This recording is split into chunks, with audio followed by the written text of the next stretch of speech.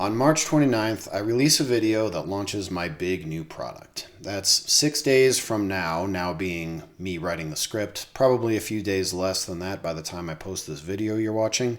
Anyway, I talked about all this in my last video, and about the focus puller and rotating table that I made to use in the production of that video.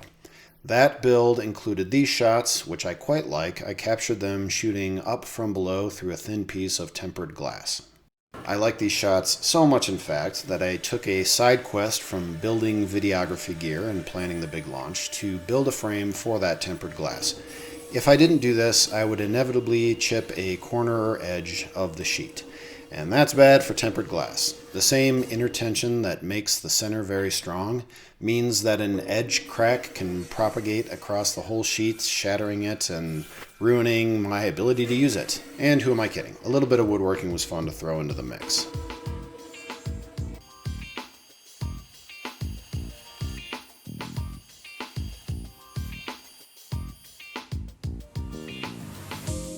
And I got to pull out my old dowel jig.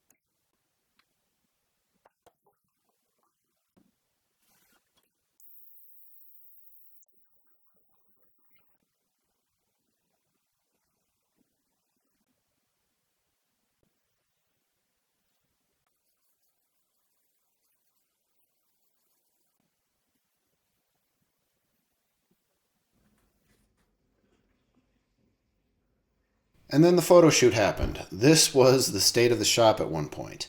We got everything that we needed, and I learned a ton about lighting and filming a set for a real professional production. Here's me trying to put some of that to work to make an iPhone video look as good as possible. I probably still have a lot to learn. This is the setup. Most of the work is being done by the 300-watt grid diffused LED on the right. The smaller red one on the left is turned substantially lower, and it's also just a bit higher in the color temperature.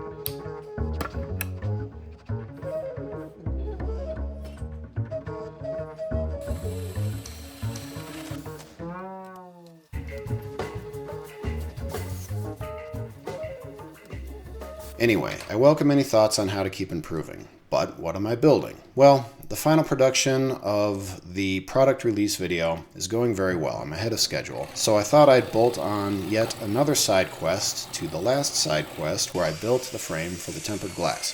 See, when I made the frame, I used my dowel jig, like I said, and I made a statement to the effect of, a dowel jig makes joints that are as strong as a domino. The domino's only advantage is speed.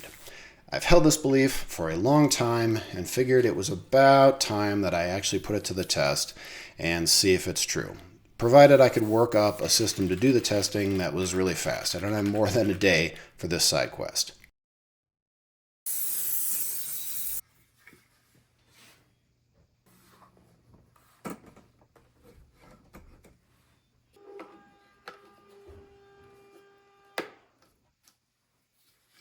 So this is what I came up with. The handles on the back of the scale let me slowly increase pressure on the joint until it fails. Then I can use the video to pick the frame with the highest weight before breaking.